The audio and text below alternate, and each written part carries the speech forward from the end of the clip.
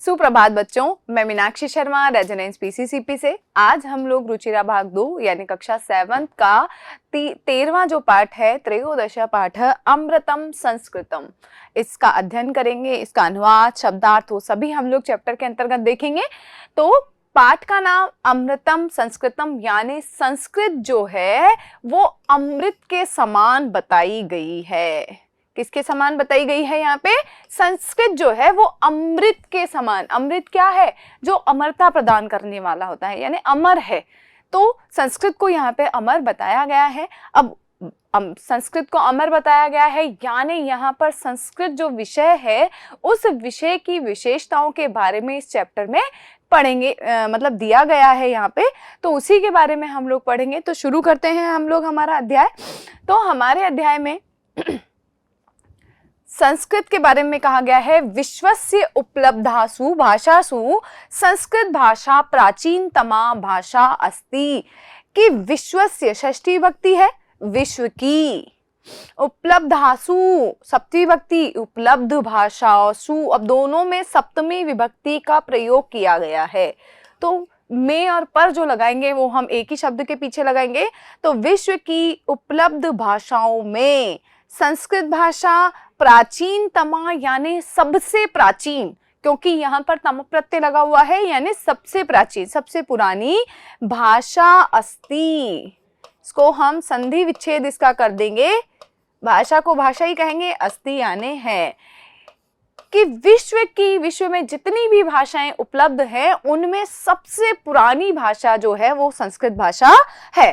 तो विश्व की उपलब्ध भाषाओं में संस्कृत भाषा सबसे पुरानी भाषा है। पहली पंक्ति का हमारा ये अर्थ हुआ।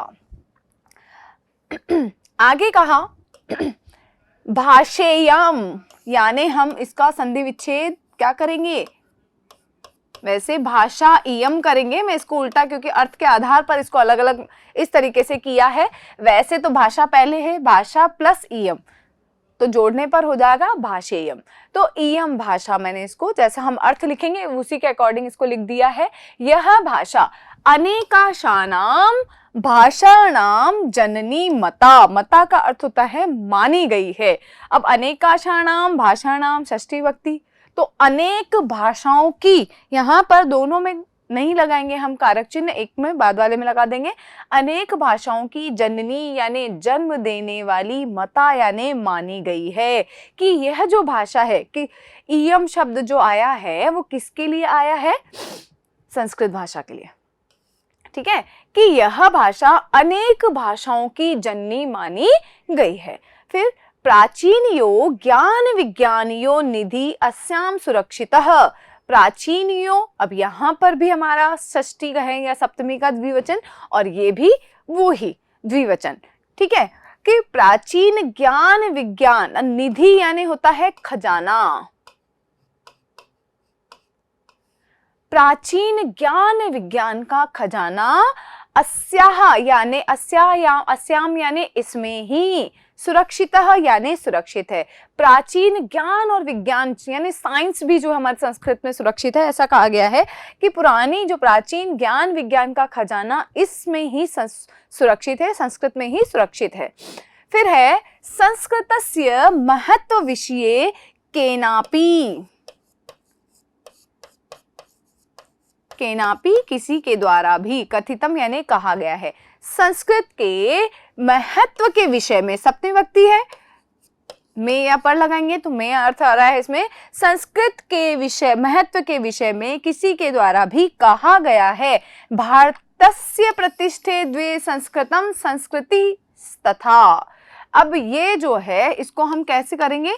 इसको हम संस्कृति, जो स है वो विसर्ग में परिवर्तित हो जाएगा और तथा हमारा अलग निकल जाएगा। ठीक है, फिर है भारत की दो, पहले इसको लेंगे, भारत की दो प्रतिष्ठा है। क्या है? कि दो प्रतिष्ठाएं हैं, दो सम्मान योग्य चीजें हैं। वो क्या है? पहला है हमारा संस्कृत, जो संस्कृत भाषा है। दूसरा है तथा, यानी और कह सकते हैं हम संस्कृति। कि भारत की दो प्रतिष्ठाएं हैं, संस्कृत और संस्कृति। ठीक है, तो ये पहला हमारा जो पैराग्राफ है वो हो चुका है। उसमें क्या, एक बार इसको और रिवाइज कर लेते हैं हम कि विश्व की उपलब्ध भाषाओं में संस्कृत भाषा सबसे प्राचीन भाषा है। यह भाषा अनेक भाषाओं की जननी मानी गई है। प्राचीन ज्ञान विज्ञान का खजाना इसी में सुरक्षित है। संस्कृत के महत्व के विषय में किसी ने कहा गया है कि भारत की 2 प्रतिष्ठाएं हैं, संस्कृत और संस्कृति। ठीक है, अब बढ़ते हैं हम दूसरे पैराग्राफ की ओर। दूसरा जो पैराग्राफ है वो है इयम भाषा अति वैज्ञानिकी। इयम यानी यह, भाषा को भाषा ही कहेंगे, अतीव यानी बहुत।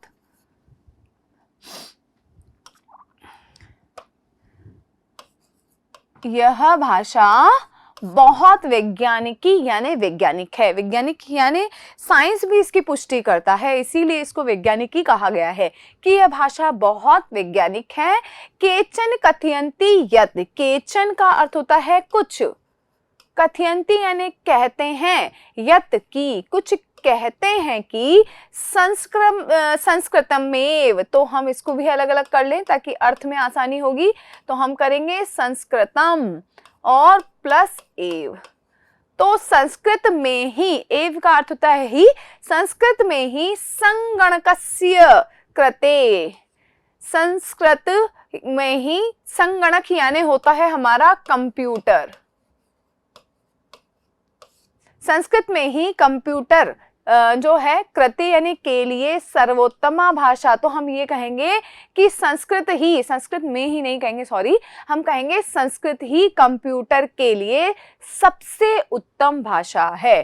ठीक है, पहले तो क्या कहा, यह भाषा बहुत वैज्ञानिक है, फिर कहा कुछ कहते हैं कि संस्कृत ही कंप्यूटर के लिए सबसे उत्तम भाषा है। हम कहते हैं भाई कंप्यूटर तो अंग्रेजी में सारा चलता है, तो ऐसा नहीं है। कंप्यूटर के लिए सबसे उत्तम भाषा क्या है, संस्कृत। सॉरी। अस्याह वाङ्मयं वेदै पुराणै नीतिशास्त्रै चिकित्सा शास्त्र आदिभिश्च समृद्धम अस्ति। फिर आगे क्या, इस अस्याह यानी इसका, वाङ्मय, ठीक है, वाङ्मय साहित्य को हम कहते हैं कि इसका साहित्य, वेद, पुराण, नीति शास्त्र, चिकित्सा शास्त्र। अब ये जो है आदि को तो हम लेंगे ही और च को हम यहाँ ले लेंगे। ठीक है, तो हम इसका साहित्य, वेद, पुराण, नीति शास्त्र और चिकित्सा शास्त्र आदि समृद्ध है यानी संपन्न है। संस्कृत में ये जितने भी शास्त्र बताए गए हैं वो पूरे तरीके से संपन्न है, सारी चीजें संस्कृत में उपलब्ध हैं। फिर कालिदास आदि नाम विश्व कवि नाम काव्य सौंदर्यम अनुपमम। कालिदास का कालिदास जो विश्व कवि माने गए हैं, इनकी काव्य सौंदर्यता, सौंदर्यम यानी सुंदरता, इनके कविता की सुंदरता अनुपम यानी अनोखी है। क्या कहा, क्योंकि सबसे प्रसिद्ध कवि संस्कृत के कालिदास माने गए हैं, तो उन्हीं के लिए कहा गया है कि कालिदास जो विश्व कवि हैं उनके काव्य सुंदरता अनोखी है। फिर कौटिल्य रचितम अर्थशास्त्रम जगति प्रसिद्धम अस्ति, तो यहां पर भी प्रसिद्धम अस्ति।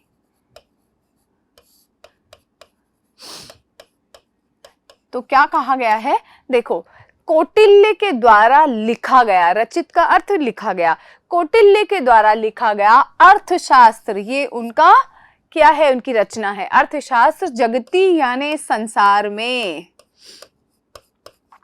और प्रसिद्धम अस्ति प्रसिद्ध है। ठीक है, कि कौटिल्य के द्वारा रचित अर्थशास्त्र संसार में प्रसिद्ध है। गणित शास्त्रे, गणित शास्त्र में शून्यस्य, शून्य का यानी जीरो का, प्रतिपादनम प्रतिपादन, सर्वप्रथमम सबसे पहले, आर्यभट्टः अकरोत्, आर्यभट्ट ने किया। अब हम कहते हैं ना कि जो मैथ्स जो है, हमारा गणित विषय जो है, उसमें ये जो जीरो बनाई गई है, ये जीरो का जो कहते हैं निर्माण करने वाले, इसको बनाने वाले, इसकी रचना करने वाले कौन माने गए हैं, आर्यभट्ट। और आर्यभट्ट किसके कवि थे, तो वो थे हमारे संस्कृत के। तो इसीलिए कहा गया है कि गणित शास्त्र में शून्य का प्रतिपादन सबसे पहले किसने किया था, आर्यभट्ट ने किया था। ठीक है, अकरोत् किया, क्योंकि ये हमारा भूतकाल की क्रिया है। फिर आगे, चिकित्सा शास्त्रे चरक सुश्रुतियो योगदानम विश्व प्रसिद्धम। चिकित्सा शास्त्र में, यानी जो हमारा डॉक्टरी विज्ञान जो है, हम जिसको कहते हैं चिकित्सा विज्ञान जो है, उस चिकित्सा शास्त्र में दो नाम है, एक तो है चरक, एक नाम है सुश्रुत।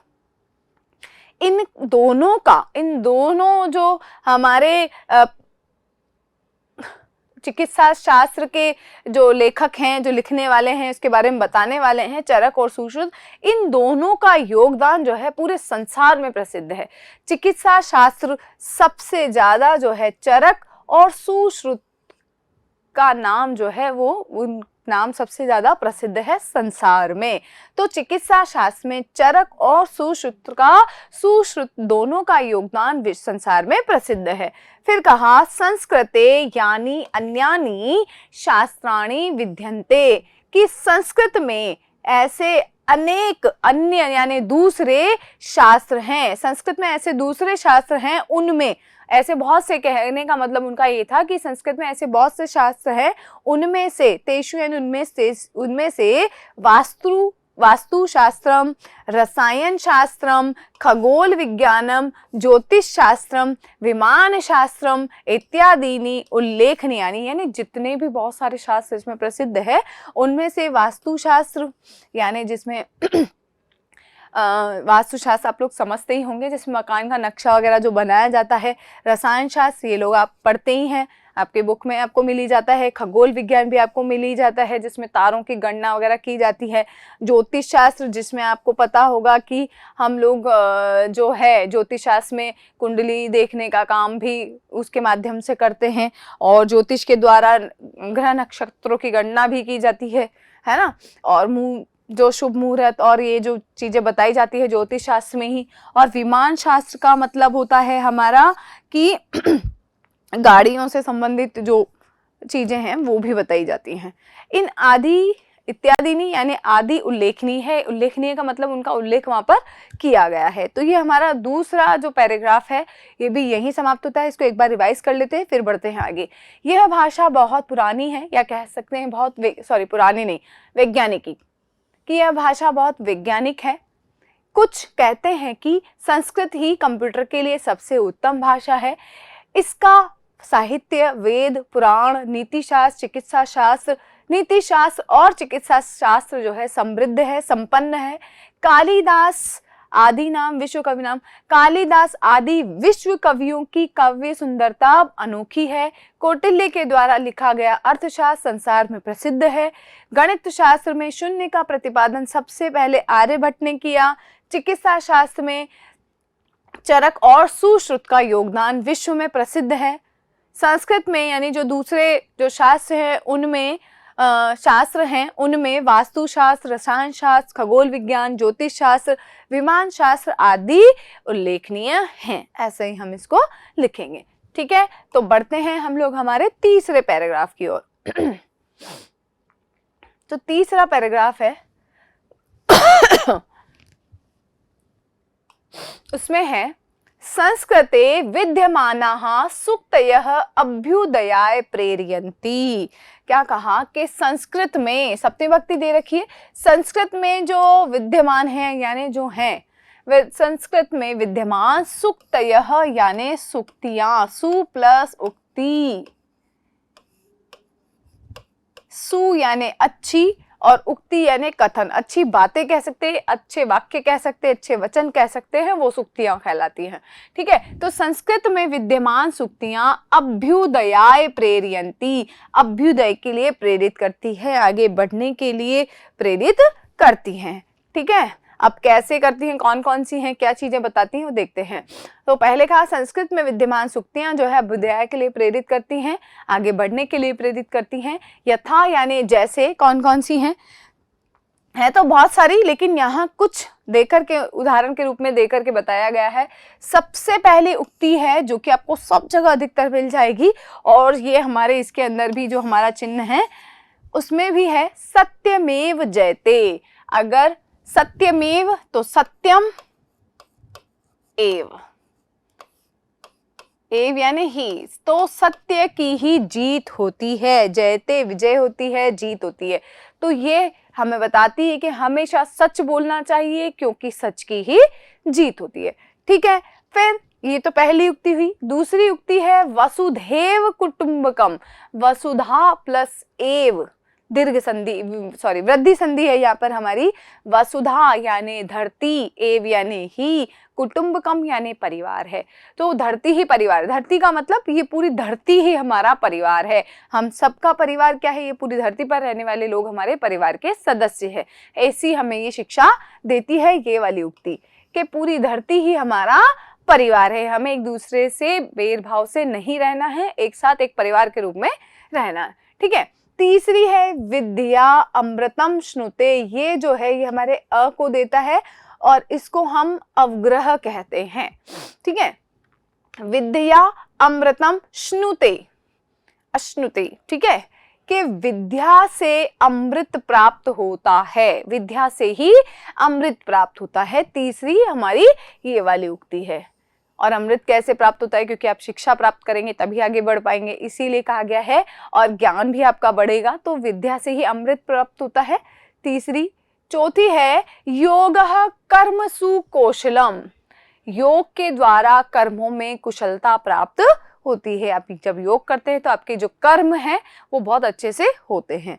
ठीक है। इत्यादयः आदि, तो 4 उक्तियां यहाँ पर दी गई थी।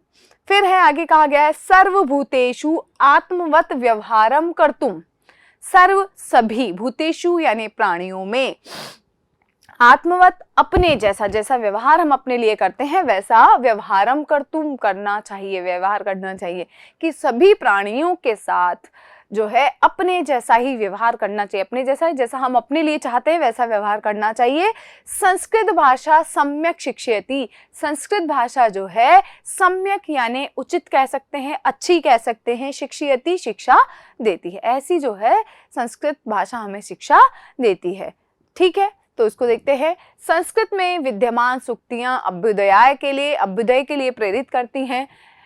जैसे सत्य की ही जीत होती है, पूरी धरती ही परिवार है, विद्या के द्वारा अमृत प्राप्त होता है और योग से कर्मों में कुशलता प्राप्त होती है आदि। सभी प्राणियों के साथ अपने जैसा व्यवहार करना चाहिए, संस्कृत भाषा ऐसी उचित शिक्षा देती है। ठीक है। आगे केचन कथयंती, केचन यानी कुछ, कथयंती कहते हैं, कि यति यानी कि कुछ कहते हैं कि संस्कृत भाषायाम केवलम धार्मिकम साहित्यम वर्तते, कुछ कहते हैं कि संस्कृत भाषा में केवल धार्मिकम यानी धार्मिक साहित्य है।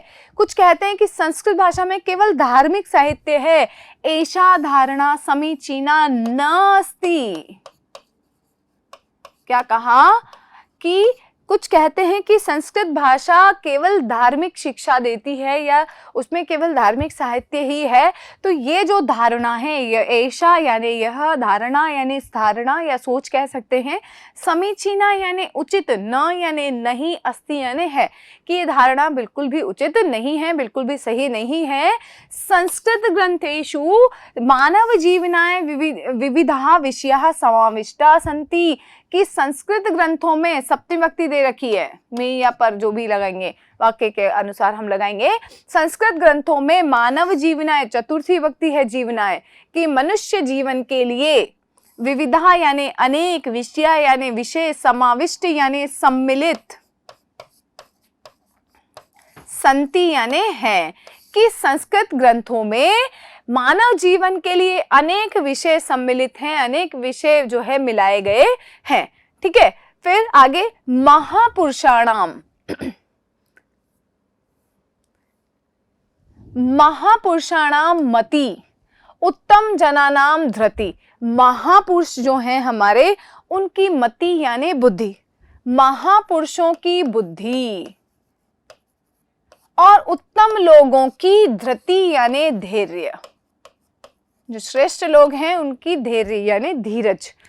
ठीक है। सामान्य जनानाम जीवन पद्धति, और सामान्य लोगों का जीवन जीने का तरीका या सामान्य लोगों की जीवन पद्धति वर्णिता संति, वर्णन है, वर्णित की गई है। ठीक है। उनका वर्णन किया गया है कि महापुरुषों की बुद्धि का, उत्तम लोगों की धैर्यता का और जो सामान्य लोग हैं इनकी जीवन पद्धति का वर्णन है। अतः इसीलिए अस्माभि संस्कृतम अवश्यम एव पठनीयम, इसीलिए अस्माभि हमारे द्वारा संस्कृत अवश्य ही पढ़नी चाहिए। ठीक है। तेन मनुष्यस्य समाजस्य च परिष्कारः भवेत्। तेन यानी जिससे, मनुष्यस्य मनुष्य का और समाजस्य समाज का, परिष्कारः परिष्कार भवेत् यानी होगा, जिससे मनुष्य और समाज का परिष्कार होगा यानी वो अच्छा बनेगा। ठीक है। उक्त च और कहा गया है, उक्त यानी कहना, च यानी और कहा गया है। तो क्या कहा गया है, देखो एक श्लोक दिया हुआ है अमृतम संस्कृतम मित्र। अब मित्र को संबोधित किया गया है क्योंकि संबोधन चिन्ह लगा हुआ है। तो क्या कहा गया है कि हे मित्र, जो संस्कृत है वो क्या है, अमृत के समान सरस यानी रस से युक्त और सरल वाणी है। कि हे मित्र, संस्कृत जो है रस से युक्त, अमृत और रस से युक्त सरल वाणी है। भाषासु महनीयम यद ज्ञान विज्ञान पोषकम, और भाषाओं में महान जो, अब यद को हम पहले ले लें, यद जो है जो अर्थ को देता है, जो भाषाओं में महान और ज्ञान विज्ञान की पोषक है, उनका पोषण करने वाली है, जो भाषाओं में महान और ज्ञान विज्ञान की पोषक है। ठीक है। तो ये हमारा जो अध्याय है ये यहीं पे समाप्त होता है। इसमें हमने संस्कृत के महत्व के बारे में पढ़ा, संस्कृत में क्या क्या चीज़ें हैं जो कि उसको और महत्वपूर्ण बनाती हैं। तो आशा करती हूँ आप लोगों को संस्कृत की विशेषताओं के बारे में जानकारी हुई होगी और आप लोग भी एक बार पढ़ करके देखिए। ठीक है। बहुत बहुत धन्यवाद।